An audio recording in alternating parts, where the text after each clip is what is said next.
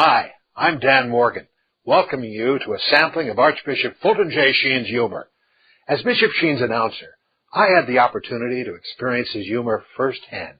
Sharing his Irish heritage, I can appreciate the blarney that helped make Fulton J Sheen the greatest communicator of the 20th century. I hope you will too. Every program began with at least one story, so you don't have to wait long to experience that humor when you watch his What Now America series. Here's the beginning of the first program. What Now America? With Archbishop Fulton J Sheen. And now, Archbishop Sheen.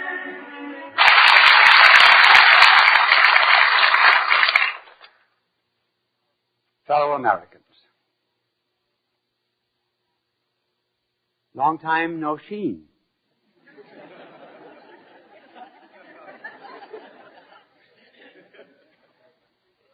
And here I am back again with an angel, with a blackboard,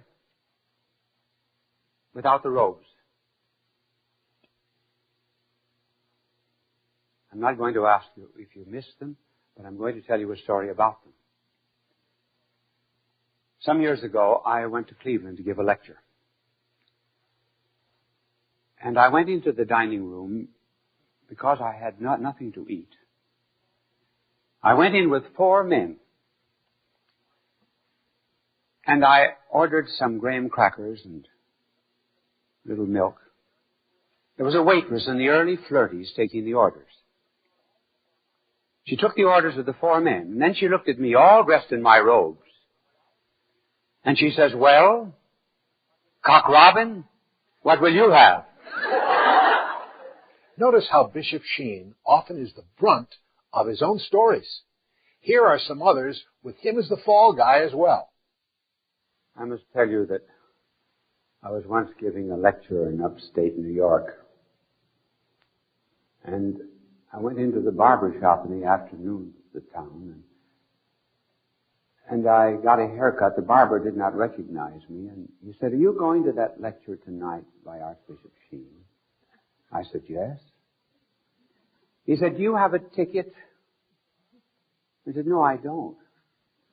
Well, he said, "All the tickets have been sold, so you probably will have to stand."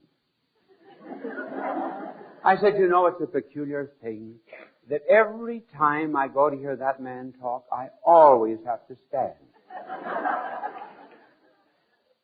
I had a taxi driver the other day in New York, and he said to me, "I wish you'd come back on television." He said, "I never had much of an education. I never went beyond the 3rd grade. But I pick up a number of passengers who use big words, and so I became educated." From that time on, he used only polysyllables, and always out of context. So as I got out of the cab, he said to me, "I just love to hear you on television. You have such a wonderful voice. It has so much animosity in it."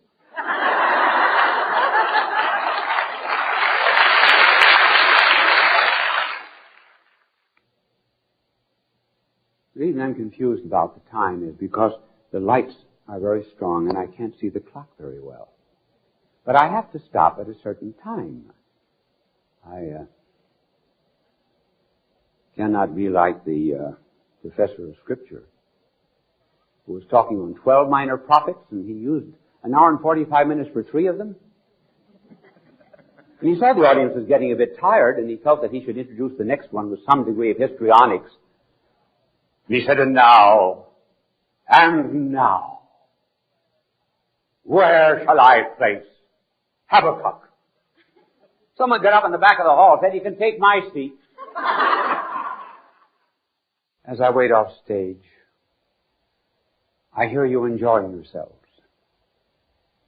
And I think to myself, isn't it terrible to go out and stop all of that fun? I'm reminded of a 7-year-old boy who had never spoken a word in his life until one morning at breakfast. Parents had done everything to get him to speak. One morning at breakfast he said, "This cocoa's cold." And the parents said, "Why didn't you talk before this?" He said, "Up till now everything was okay."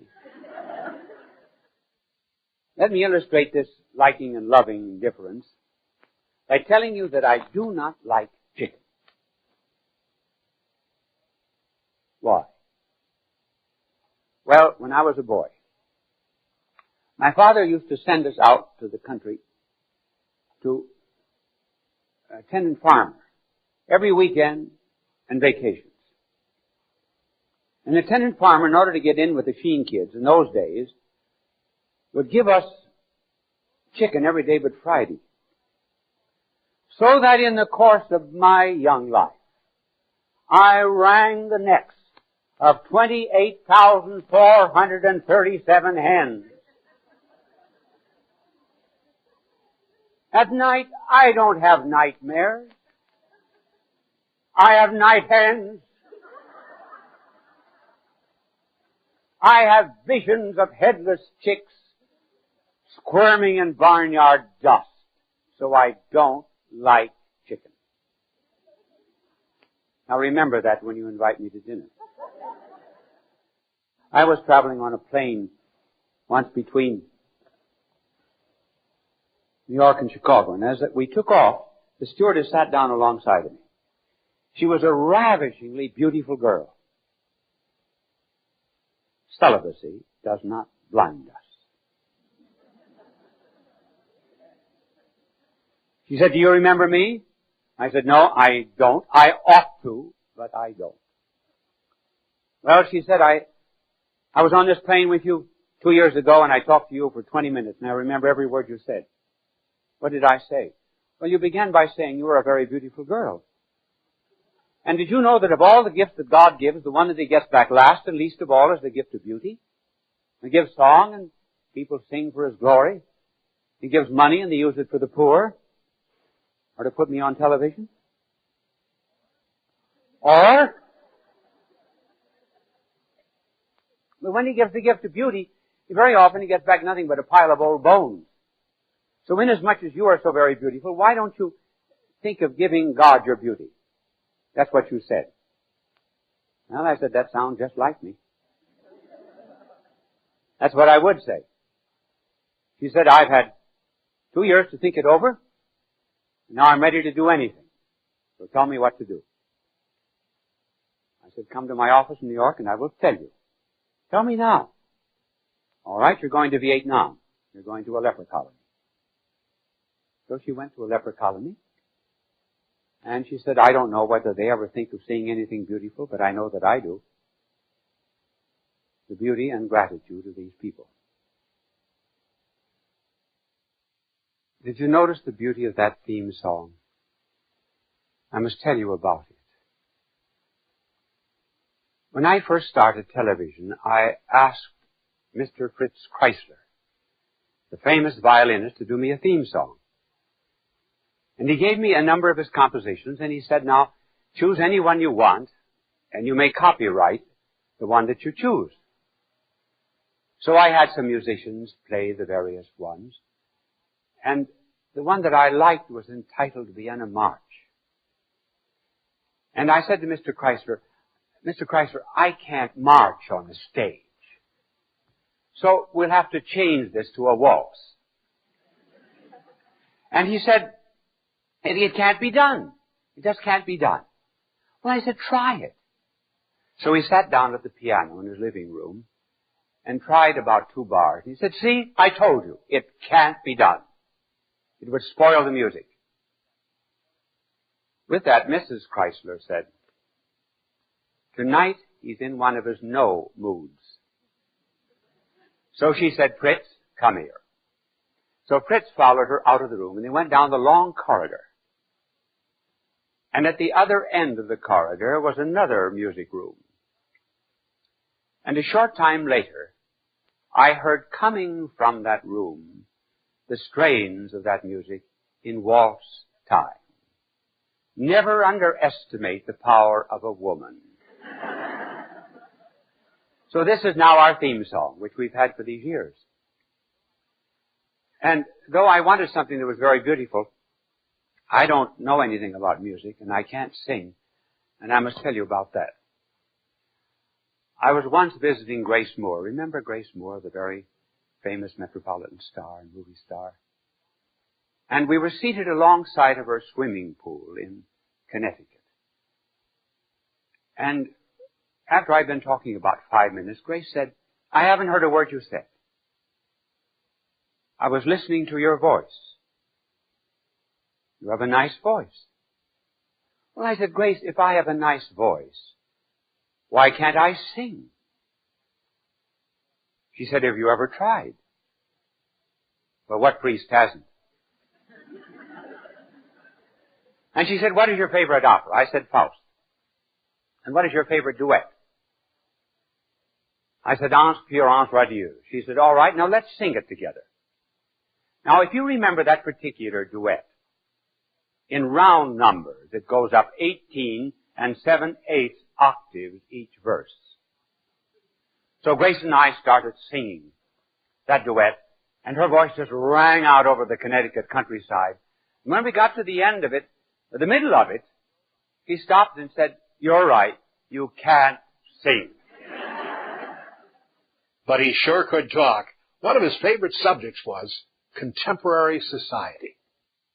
You can be sure that I will finish on time. Not like an Irish family that moved from Dublin to Boston. One of the sons went to Chicago. The father in Boston died. Son in Chicago sent a telegram to him, to his brother, and said, "What were father's last words?" The brother wired back, "Father had no last words. Mother was with him to the end." Here's a poor shoemaker, for example, down in the basement of his house. It's a hard life. The poor shoemaker is dealing with a lot of poor souls.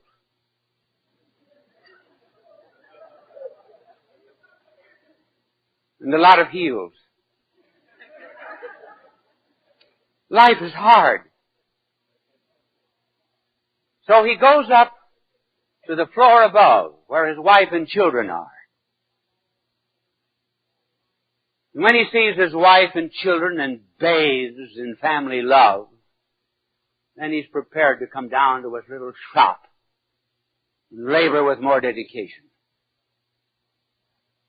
I remember last Christmas I was visiting a family, and two little girls were quarreling about which had the more important part in a Christmas play. And one finally won, saying, "You know very well it's much harder to play the part of a virgin than an angel."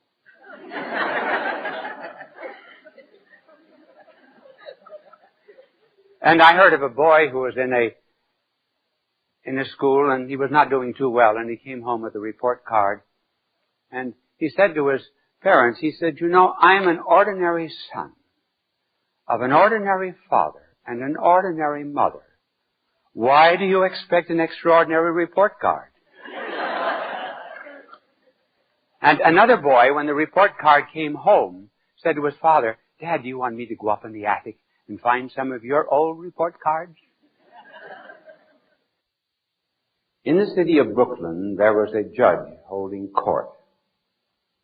His name was Dunn. The witness on the stand was a stupid one. Not that all stupid witnesses are from Brooklyn, mind you, but this one was. And the prosecuting attorney asked a question like this: "Were you at the corner of 4th and Elm the day of the accident?" He said, "Who? Me?" "Yes, you. Did you notice whether or not the woman was seriously injured?" "Who? Me?" And finally, the prosecuting attorney said, "Did the ambulance come to care for the wounded woman?" "Who? Me?" Well, by that time, the prosecuting attorney was exasperated. He said, "Certainly you. Why do you think you're here?" He said, "I'm here to see Justice Dunn." Judge Dunn says, "Who? Me?" There was a The woman who kept a cat in a New York apartment, and when a cat dies, where do you bury it in New York? So she called up a friend of hers in Westchester and said, may I bury the cat in your backyard? So she put her cat in a box and decided to buy a handkerchief or two for the lady who was going to give her the burial plot. While she was buying the handkerchief, someone stole the box.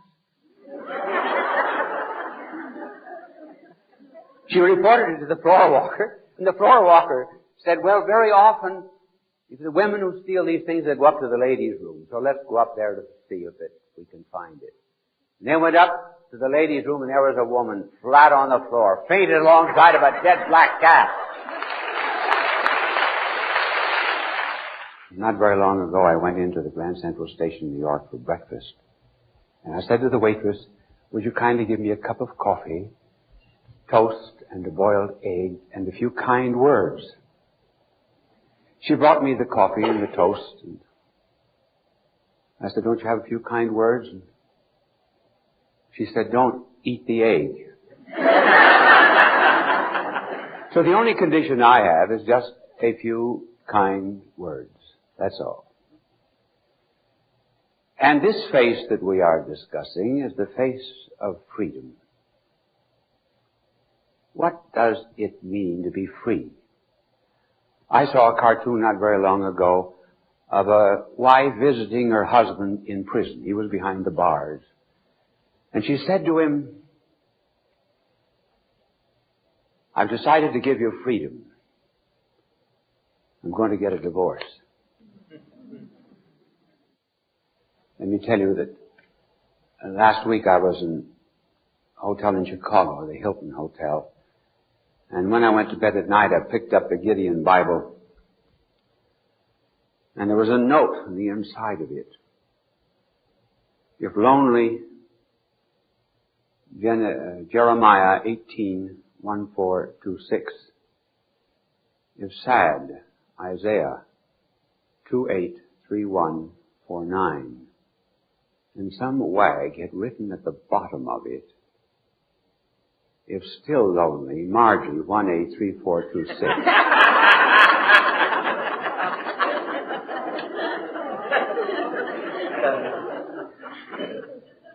A more fitting introduction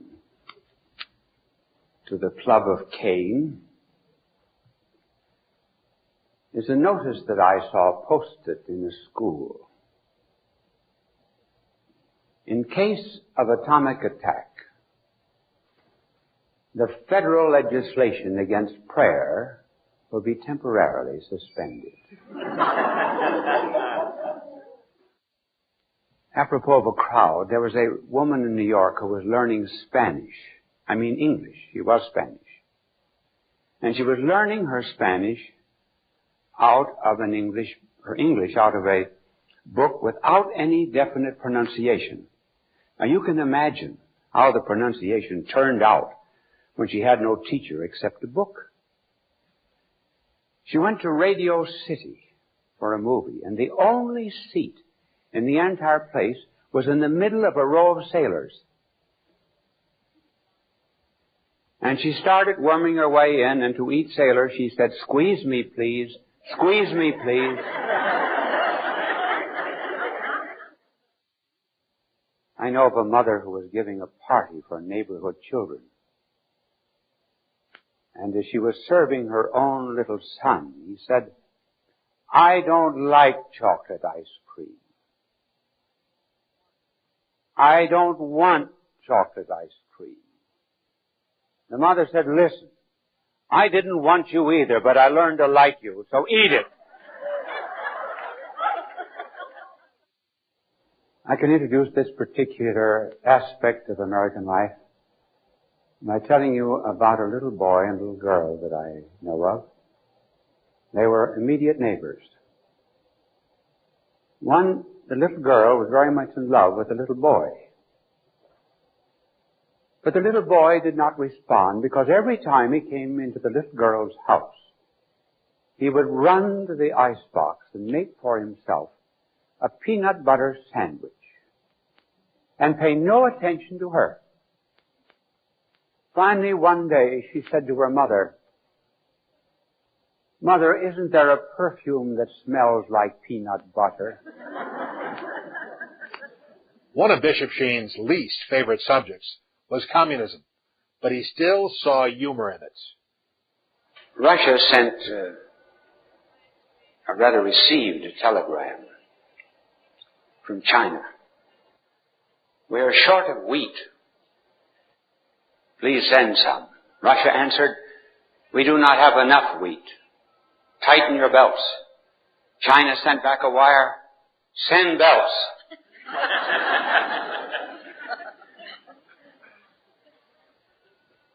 A West German and a Russian were fishing in the same river, the Russian on one bank and the West German on another. And the Russian shouted over to him, "How is it you're catching hundreds of fish and I can't catch one?" The West German said, "On your side, the fish are afraid to open their mouths." Sometimes Bishop Sheen called upon others for words of wisdom. I'm sorry that I have to go into philosophy today, but G.K. Chesterton said, "When a man sits down in the dentist's chair, the dentist has a right to say to him, 'What is your philosophy of life?' Because if his philosophy of life is not right, the dentist can't be sure that you will ever pay the bill." Socrates said to marry, if you got a good wife, you'll be happy. If you're not happy, you'll become a philosopher. When Lincoln was describing a certain case, someone said, "You're pretty good, Mr. Lincoln, but some of your arguments are getting beyond my reach." And Lincoln said, "I had a dog that had fleas with the same trouble." The proposal that G.K. Chesterton wrote to his wife. He said, "There were 4 lamps of thanksgiving burning before me. The first, that I was born out of the same earth as you." Oh, I advise all young men to copy this while I'm giving it, make them in handy. First, I was born out of the same earth as you. 2, I have tried to love everything in the universe as a remote preparation for loving you. 3, I have never run after strange women. You cannot imagine how much this prepares a man for true love. 4, my previous existence ends here. It has led me to you. That is Eros. I once asked a husband what he would like to be if he could come back to earth 2 years after he died. He said his wife's second husband. At other times, he made a philosophical point using his own humor. G.K. Chesterton, the famous English essayist, was discussing, or rather debating, with a determinist one day, and he said, "I always feel sorry for Mr. McCabe, the determinist. He never can say thank you for the mustard." Think that over a minute, and it'll come to you. And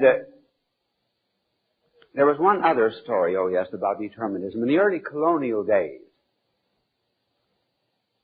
a farmer went to the village, and his wife, who was a determinist, said to him, "Why do you want your gun? You're either predetermined to be shot or you're not predetermined to be shot.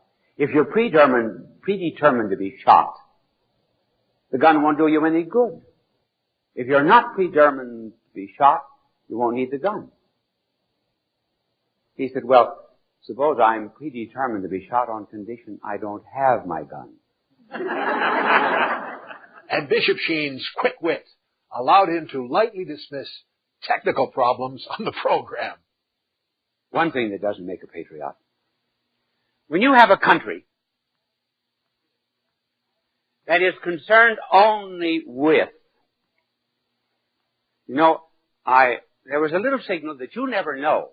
I have little signals for angels. My angel is a nice little angel. He's finished the molting of his wings and so forth. And I have little cues that you could never guess. And that last cue was missed. But it's all right. He was to clean my blackboard, and now I continue with the problem. Now I'll allow my little angel to erase my blackboard. Do you know what kind of shampoo my angel uses? Halo.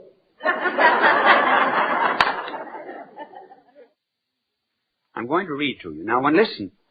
When I read, I read. I'm not like the cheaters. The cheaters who've got it all hidden. Notice under a desk, news report, all of their talks, they look up to you, but they've got it all written down here. Or else they've got a teleprompter outside. You can always tell them when they have a teleprompter. It's like this.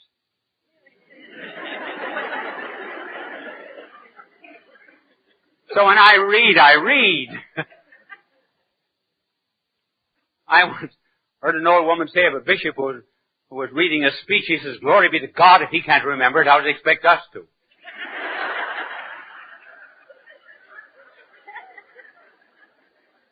So there are some things that are not worth getting into the head, and this is one of them. That's why I read it.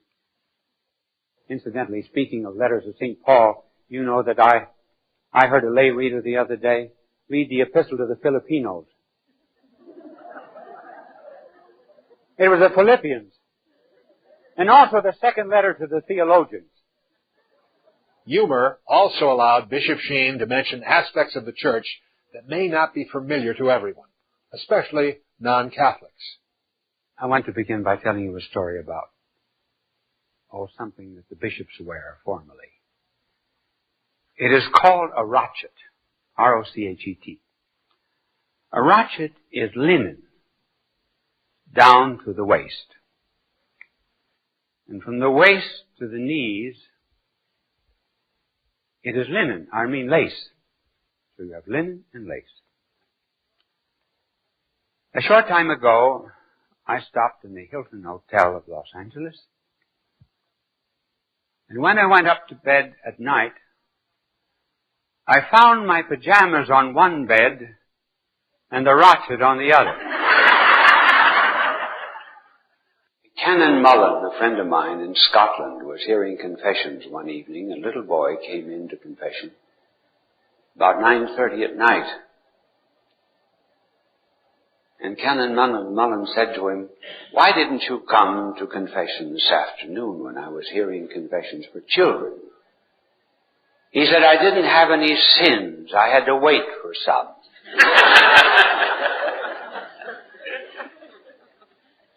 And a group of Canadian lumbermen who had not been to confession in a long time came in a group, and they lined up outside of the box, and they sent the bravest of them all in first.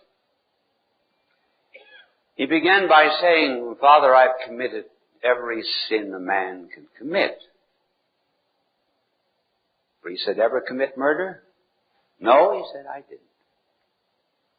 "Well," he said, "you see, you have not examined your conscience. You go out now and examine your conscience, and then come back." As he stepped out of the box, he saw this long line of lumberjacks outside, and he put up his hand and he said, "No use tonight, boys, just hearing murder cases."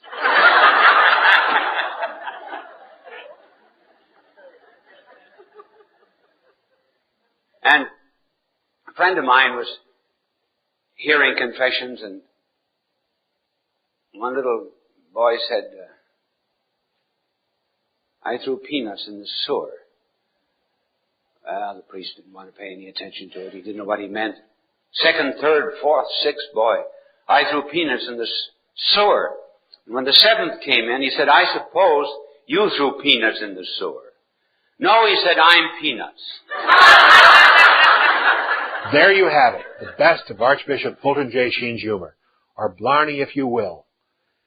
He was honored by all the comedians, Bob Hope, Jack Benny, all the greats. This condensed look at this extraordinary man's sense of humor was made possible because he came out of retirement in 1975 to make a 13-program series called What Now America? The Turning of the Century.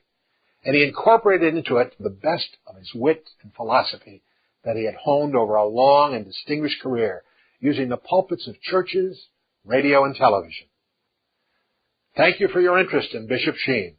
And as he would say at the end of every program, Thank you, bye, and God love you.